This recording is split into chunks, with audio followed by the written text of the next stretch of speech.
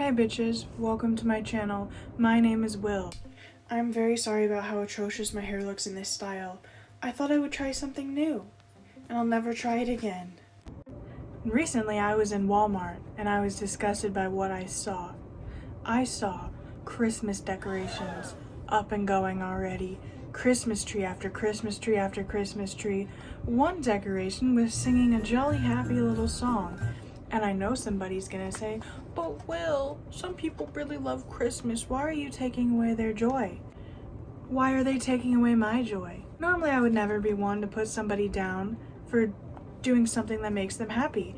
If you like putting up your Christmas tree in September, put up your Christmas tree in September, okay? But usually I find those same people who celebrate Christmas really early are those who complain about people celebrating Halloween in July. Why do you need to start putting Halloween stuff out in July, huh? Yeah, you're pulling up your Christmas tree in September, okay? If you're gonna follow those rules, it's not Christmas time either, bitch. And if you're gonna rain on my parade, I'm gonna make a hailstorm on yours. Okay. Anyways, in honor of it being the spooky season, I wanted to do another episode of my series, Did They Deserve It? For the first episode, I covered one of my favorites and a horror classic, the 1976 movie version of Carrie, based off of the novel by Stephen King of the same name. Carrie had a lot of deaths that were very much deserved, but for this next episode I wanted to focus on a trilogy of movies where death is the star, and I wanted to cover Final Destination. Now, I know that there are more Final Destination movies besides 3, but the initial trilogy is my favorite. So for now, I'm going to focus on that series, but for this video, I need to take it back to where it all started with the first Final Destination movie released in 2000. One thing I love about the Final Destination movies is after the first one, you know the general premise of the movies, but you still get shocked with all the gruesome and inventive ways that death can take people out. Final Destination also doesn't focus too much on character development. In fact, most of their characters I found extremely unlikable, but it has really iconic deaths, a lot of which were deserved due to sheer stupidity. The Final Destination movies focus on a tragedy that is avoided when somebody has a premonition and cheats their way out of death due to said premonition, saves a bunch of people, but death doesn't like that, so death decides to catch up and get even and take people out on its own accord in really gruesome and disturbing ways. For the sake of this series, I'm going to say that nobody deserved their initial death in the plane crash, car wreck, or roller coaster ride, but let's be honest, some people did deserve their actual deaths because they were being stupid about it. So let's get started and let's cover Final Destination 1.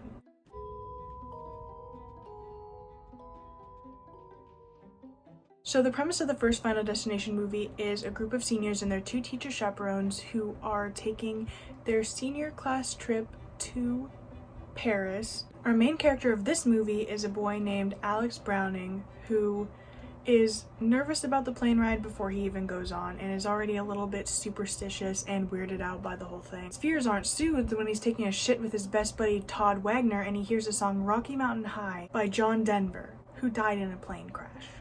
Anyways, despite his fears, Alex boards the plane along with his friends, which of course shortly goes down. However, luckily for himself, Alex wakes up and discovers that 2 conventionally attractive girls are asking him to swap seats, just as they did in the dream he just experienced, and so he realizes that shit's gonna go down and he starts freaking out and wants to get off the plane, which starts a huge argument between himself, the generic asshole for this movie, Carter Horton, and Carter's girlfriend, Terry Chaney, causing all of them, both teacher chaperones and a bunch of victims we'll see later, to get off the plane, one of which is Billy Hitchcock. Todd leaves his brother George on the plane to go check on his ship buddy, and so he's off too. Alex's eventual love interest, Clear Rivers, also gets off the plane because, as she later states in the movie, she could sort of feel what he was feeling and felt the fear of staying on the plane. They're all banned from getting back on the plane, obviously, but they eventually allow one of the teachers to get back on the plane since they can't send a group of seniors to Paris alone. Larry Murnau insists on staying, but for some reason, Valerie Luton decides to send him on the plane instead, and she stays back. That's the last we'll ever see of Larry because as Carter and Alex are fighting again, Billy watches the plane blow up through a window, causing our first actual 2 deaths of the movie. Actually, a lot of people died, but they're characters that we didn't really get to know, so I'm only focusing on characters that we actually know the name of. So, Larry Murnau and George Wagner, we're gonna put these two straight into the did not deserve it list because, as I said, they just died on a plane crash. We really didn't get to know much about them, and that's that.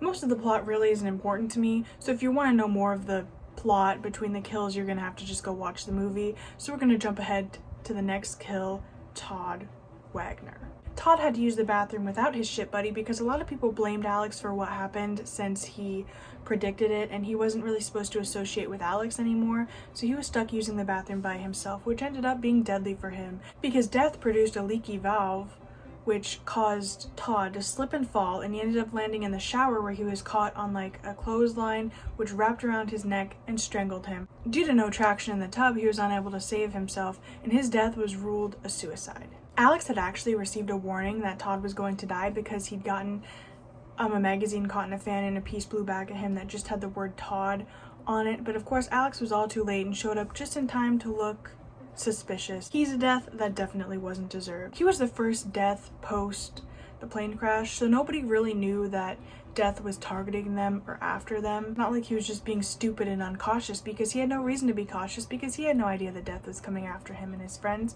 He'd also just lost his brother, which was really sad, so he must have had a great amount of survivor's guilt. Well, I guess you can say that that guilt went down the drain because he's dead. But we're gonna put him as our third did not deserve it of the movie. Alex and Clear decide to go visit Todd's body at the morgue because they hope that it'll provide some comfort for the terrible feeling that Alex is experiencing. Why did they make him up like Michael Jackson? And they do get a lot of answers from a mortician named Bloodworth. There are no accidents, no coincidences, no mishaps, and no escapes. This is where Alex and Clear learn that they need to be mindful of death because Bloodworth warns them that death is going to catch up with them and that they're not really safe, before ominously sending them on their way. Alex and Clear are then sitting at a coffee shop trying to piece everything together when conveniently the rest of the survivors show up. What a small world. Upon just seeing him, Carter gets pissed and decides to confront Alex, and Terry decides that she's fed up with all of their arguing, scolding them, saying, "They died, we lived, we need to just get over it." Well, Terry doesn't get over it because she steps back into traffic and gets hit by a bus. She's another one I'm gonna say didn't deserve it. She didn't necessarily do anything wrong in this movie, she was just the cliche douchebag's girlfriend. And at this point, Alex and Clear didn't really get the chance to warn anybody that death was coming after them, because Carter just had his eyes set on fighting him. So there was really nothing they could have done to save Terry. After this, though, through a convenient news report for the sake of our plot to continue, Alex learns that they're all dying in the order that they would have died if they'd stayed on the plane. And so he realizes that Miss Luton would be next, so to her house he goes. She was packing up to flee town when she started making herself a cup of tea and got spooked by the school's logo on the teacup. And so she decided that she needed to switch to something a little harder than tea. She decided to keep it in the same cup that triggered her, and so the change of temperature causes the glass to crack, which she apparently doesn't notice, and carries it across her whole floor, leaving a trail of vodka behind her. And she also doesn't notice vodka dripping out of her cup as she holds it over her computer's monitor. You even have any vodka left to drink, Valerie? It's all over the floor. Well, the vodka in the computer ends up causing an explosion and glass shards end up getting in her neck. But that's not what takes her out. The fire then follows the vodka river to the kitchen where it explodes and her whole kitchen's set on fire, and Valerie hits the floor. She reaches up for a towel which ends up pulling a bunch of knives down, one landing in her stomach. Alex shows up to save the day, but the day is not saved. Now, I know that Alex was trying to be helpful, but didn't you just learn that death was after this woman? And you're not gonna take a little more precaution when you see a fucking knife inside of her stomach? Surely, preventing her death would require more than just him showing up. What the fuck is he gonna do? Miss Luton already made it very clear that she was disgusted by him and freaked out by him and she didn't want anything to do with him. So even if she wasn't just stabbed by a knife, I doubt she would have sat down and had a reasonable conversation with him about this. He should have had a plan, or called 911, or done something, or at the most warned other people besides himself, brought somebody who might actually be able to help Miss Luton. She obviously would have died regardless if Alex showed up or not, but he did not help. But still, I'm putting Valerie Luton at the first deserved death of this movie. I don't think she was a completely awful character. She was traumatized, but ma'am, the vodka right over the computer monitor? I don't even hold snacks above a computer monitor. And how did you not see the vodka river behind you? Even if she didn't fully know that death was coming after her, she did just witness Terry die in a freak accident not too long after Todd had a supposed suicide, so she had to know that something funky was going on, which I guess is why she was attempting to flee town, but still. You'd think you'd take a little more precaution and not do something as silly as that. I know some people are going to disagree and say that she didn't deserve it, but I can't just say that everybody didn't. She made some stupid choices. Speaking of stupid choices, Alex grabs the bloody knife, leaving his fingerprints all over it, and then leaves it at the crime scene. The remaining 4 survivors then get together while they try and determine who's next on Death's list. Carter snaps and decides that he wants to die on his own free will because, remember, he's supposed to be the generic asshole and he's supposed to be edgy. So he starts speeding in the car that they're all in, while Alex gets some more premonitions that show that he might die in the car.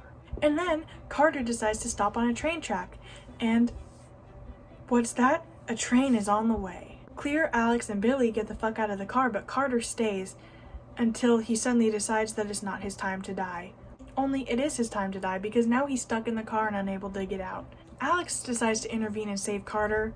The car gets smashed though. Alex explains that Carter was next, but he jumped in and saved him. Then they all start to argue about who would be next because Billy is after Carter. But Carter still can't decide if he's still next on Death's list or not. Well, he's not, because Billy was suddenly decapitated by a piece of metal from the collision. I'm gonna go ahead and say that Billy didn't deserve his death. Honestly, his character was kind of forgettable to me, and I forgot about him except the scenes that he was in, so I can't really make him deserve it. Was he a little dumb to get that close to a moving train? Okay, I changed my mind. He deserved it. He still knew fully well that death was after him, so regardless of if he believed Carter was next or not, he still shouldn't have been acting as foolishly as he did. He also didn't know for certain if he was safe since they were arguing about whether Carter was still next or not, so he knew that there was a possibility that Carter was saved from death and that he could be next. I'm sorry. You guys have to be a little bit smarter if you want to outsmart Death. Alex realizes that since he intervened, Death skipped ahead and went to the next person, who obviously died, and that he's next, and after him is Clear. Alex hides out in a cabin which is owned by Clear in an attempt to save himself from his death. It doesn't look very death-proof to me. There are definitely still a lot of things that could kill him. He also eats cat food out of a little container, which I don't understand. I'm sure it's as likely to kill him as any other food, and it comes in a container that kind of has a sharp-ish lid that could have sliced him if Death had wanted to. However, Alex then conveniently sees a picture of the 2 girls who wanted to switch places with him on the plane and realizes that since his premonition technically didn't happen, he never switched spots, so he wasn't next after all. I still don't know why he thought hiding out in a cabin alone was a smart idea since he knows that people could intervene and save him. I think he should have stayed with Clear and the 2 of them could have kept each other safe, you know, constantly intervening with each other's deaths or something. I don't know, instead of locking him in a mysterious cabin by himself, where he definitely would have gotten himself killed if he was actually Death's next target. He would have deserved it too. Anyways, he heads over to Clear's place then, which he should have just gone to in the first place, and realizes that her place is on fire and that she's trapped in her car, which could have easily happened to the cabin, idiot. Clear tries to back her car up through the garage, which obviously doesn't work. Really, Clear? A car? Did you not just see what happened to Carter's? Anyways, hero Alex showed up and tried to help, which obviously only made things worse. He grabs a very persistent power line which blows up, but somehow neither of them die. The movie then jumps to 6 months later where Alex, Carter, and Clear finally take their trip to Paris, never disclosing why Alex never died. We know that Clear survived because we needed a character to bring into the next movie to help the new characters understand what's going on, but I still don't understand why Alex didn't die. He was so close. Death was being a little too generous there. Anyways, the 3 are enjoying the fact that they're alive and they're in Paris, but Alex still feels a little unsettled because he still feels like Death is coming after them, because it is. He points out what I just pointed out, which is that he intervened for Clear, but nobody intervened for him, so he should still be next, right? Carter agrees, saying that Death could circle back and kill all of them, but that he's still the safest because Alex is next, just in case you forgot that he's supposed to be the asshole. Alex then tries to leave to protect the others, which is kind of a stupid idea and also kind of inefficient because if he dies, they're going to die regardless. but whatever. But a bus swerves, which causes a whole lot of shit to go very, very wrong. A sign swings down to kill Alex, but for some reason Carter decides to step in and save him. It wasn't very character-like for Carter, given by the fact that he literally just said that he's the safest because Carter is next, not him. And he knows that if he intervenes, death skips to the next target, which he also realistically should know is himself. He should know that by saving Alex, he's literally just putting himself on the line as death's next target. I mean, I guess if Alex died on his own accord, Carter is the next target anyways, but saving him still seems a little uncharacteristic for him, considering that he's a very generic asshole. But whatever, a sign swoops down and kills Carter off screen. I'm going to say that he's one character who absolutely deserved it. First of all, he was an asshole, which we were reminded of several times throughout the movie, and he didn't care about anybody except himself. He was never very cautious, and he literally put himself on the train track until he decided that he didn't want to die, which then Alex saved him. Anyways, Carter, thinking that you're invisible to death is one surefire way to die in a horror movie. You should have known that. That was all the kills for the first Final Destination movie, but like the last Did They Deserve It video, I'm going to award a special prize to the most deserved and least deserved death of the movie. For most deserved, I'm gonna go ahead and give it to our generic asshole, Carter. He even has kind of a generic asshole name. Wrongly assuming he's unkillable is annoying. If someone tells you that they had a vision of all your deaths, I'd be a little more cautious of, dying. I would feel more sorry for him if he wasn't, a dick. And for least deserved death, I'm gonna go ahead and go with Todd. I consider George, but while everyone on the plane didn't deserve their death, it was at least an unexpected tragedy and wasn't really death trying to get even. Todd, however, for the short time he had left, had to live with the fact that his brother died and several of his classmates. He wasn't even allowed to associate with his previous best friend and shit buddy. While we didn't get to know a lot about his character, I think he was definitely one of the nicer ones, as it seems. So that goes to him. That is all for who deserved it in the initial Final Destination. What the fuck happened to Chucky's hair? He looks atrocious. Anyways, that is all for this rendition of Did They Deserve It with Final Destination.